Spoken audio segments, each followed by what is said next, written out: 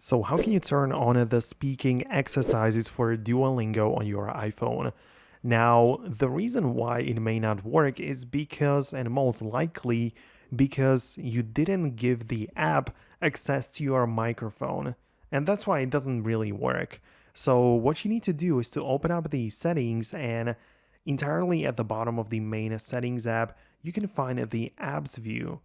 And this is a list of all of your installed apps sorted alphabetically in order to change and tweak the settings pertaining to those apps.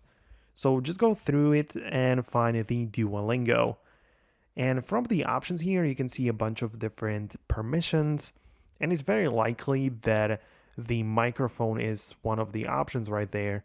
So just ensure it is turned on, and once it is, the next time you go to your exercises right there, like the learning process, it should ask you about that specifically. So it should, ask you if you want to speak currently. And since it now has access to your microphone, you will be able to use the speaking feature. So let me know below in the comments if it worked for you.